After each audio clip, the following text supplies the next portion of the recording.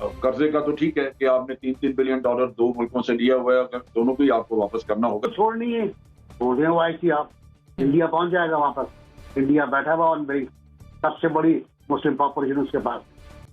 वक्त आ गया है कि OIC इस आंख मचोली से बाहर निकले। OIC के मामले पर वज़रा की सतह पर इजलास ना बुलाया गया तो वो वज़ीर-ए-आज़म इमरान खान से दरख्वास्त करेंगे कि इसके बगैर ही इस मामले पर मुसलमान ममालिक का इजलास बुलाया जाए। अब फॉरेन मिनिस्टर की तरफ से जिस तरह का बयान सामने आया है, तो क्या पाकिस्तान की खारजा पॉलिसी में कोई बड़ी तब्दीली आ रही है? जनरल साहब, इस बयान के बाद आप समझते हैं कि कुछ पॉजिटिव हलचल होने जा रही है हमारी फॉरेन पॉलिसी में?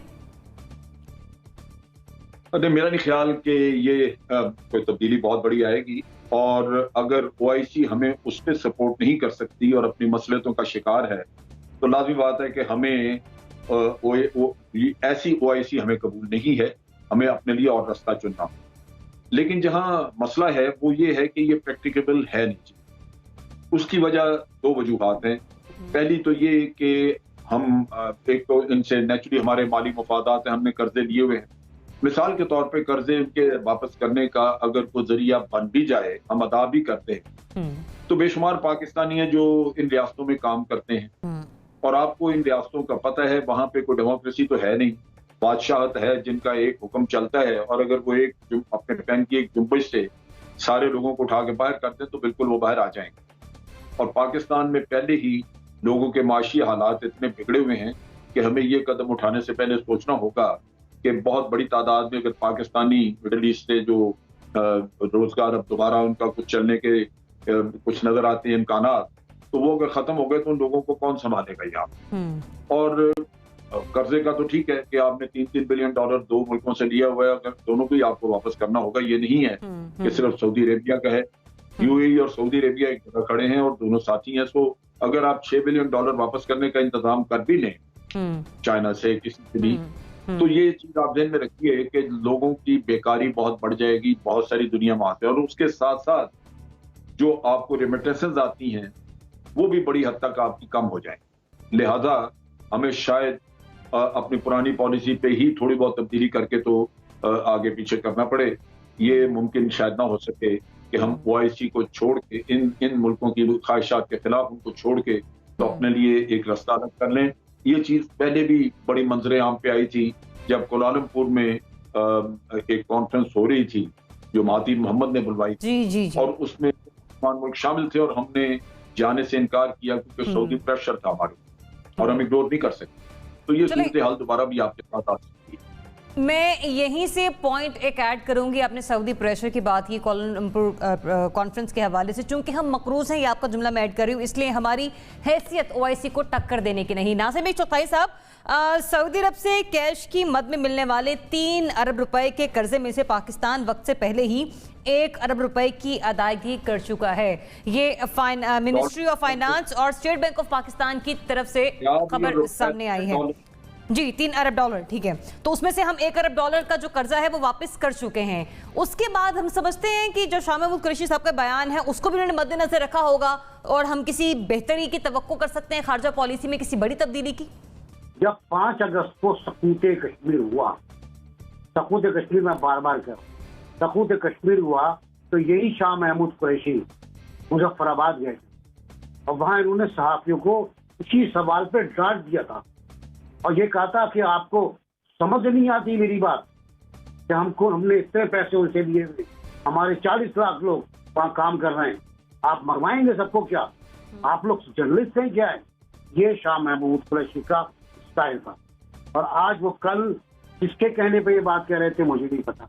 दूसरा ये कि उसूली बात है, मैं मान लेता हूँ कल ने इसको आप वो 6 अरब वापस कर दे, तो जो जनरल साहब ने बिल्कुल सही कहा कि जो लाखों लोग वापस आएंगे फिर UAE से और कोई भी है, कुवैत से और सऊदी अरब से, उन्हें कहाँ खपाएंगे? आप तो लोगों को निकाल रहे हैं।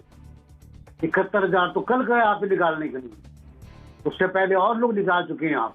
तो लोगों को निकालने की मुहिम, वहां से लोगों को लाने की मुहिम आप किस तरह करेंगे? अगर कुछ करेंगे तो बहुत बड़ा मुआवजा होगा। तीसरी बात मैं कह रहा था कि जब आप OIC के मुल्कों से हटकर प्रो पाकिस्तान खारजा पॉलिसी के लोगों को तलब करेंगे, ममालिक को बुलाएंगे, तो वो कितने होंगे बीबी?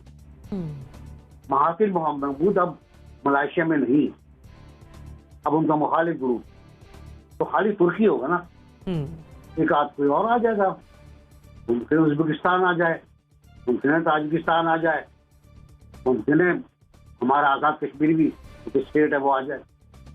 कितने लोग आएंगे आपके पास इस कॉन्फ्रेंस के अंदर? कभी सोचा? थोड़ा सोच समझ के बात करें। कल तो उन्होंने वाकई हद कर, कल तो जो कुछ उन्होंने जुमले कहे हैं वो एक वजीरा खारजा की शान नहीं थे। अब आप से कहते रहते हैं विदाउट सऊदी अरब। क्या आपका खुमार है, क्या आपका गुरूर है? किस बात पे गुरूर? आप यार कश्मीर में तो जवाब दे नहीं सकते। आप कहते हो जंग ऑप्शन नहीं है। मैं कहता हूँ जंग ऑप्शन है, लेकिन हम जंग नहीं करना चाहते। हम जंग नहीं करना चाहते, जंग ऑप्शन नहीं है। ओके फाइन गुड, ये तो सही है, लेकिन हम जंग के मुताबिक नहीं हो सकते। ये जुमला तो बिल्कुल ही गलत है, और यह खारजा पॉलिसी का जुमला भी नहीं है। तो मैं समझ में नहीं आ रहा कि हम खारजा पॉलिसी की किस सिमत में जा रहे हैं, कहाँ जाना चाह रहे हैं। ओआईसी आपको छोड़नी है, छोड़ दें ओआईसी, आप इंडिया पहुंच जाएगा वहां पर। इंडिया बैठा हुआ और बड़ी सबसे बड़ी मुस्लिम पॉपुलेशन उसके पास। रजा साहब, एनबीसी फरमा रहे हैं कि आलमी सियासी हैसियत हमारी ऐसी नहीं है, स्पेशली अगर इकोनॉमिकली अपने आपको देखें कि हम दुनिया की आंखों में आंखें डालकर खड़े हो सकें।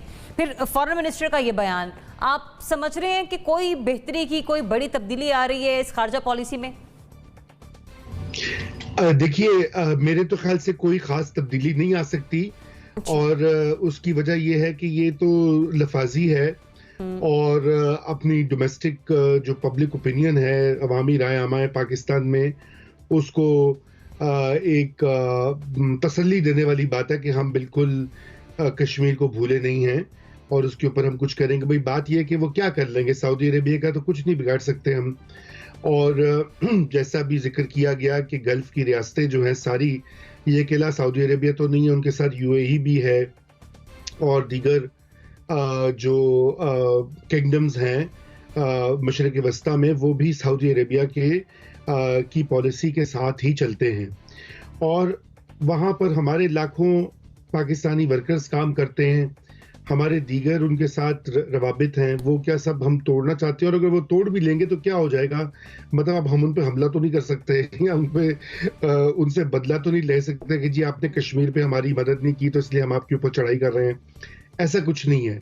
यहाँ पर दो बड़े क्लियर असबाक हैं हमारे लिए, और पहला तो ये है कि आज के ज़माने में माशी कुव्वत जो है वो सबसे बड़ी आपकी ताकत होती है। अगर आपकी मईशत अच्छी चल रही है, आपके लोगों के पास रोजगार है, आपको जगह जगह से जाकर कशकोल उठाकर पैसे नहीं मांगने पड़े इस मुल्क से उस मुल्क से। देखिए ना, सऊदी अरेबिया का कर्जा जो है $1 अरब का अखबार में था कि वो वापस किया गया है, और चीन से भी $1 अरब ले लिया गया है ताकि बैलेंस ऑफ पेमेंट्स जो है वो खराब ना हो। तो ये तो हाल है हमारा। बातें बड़ी बड़ी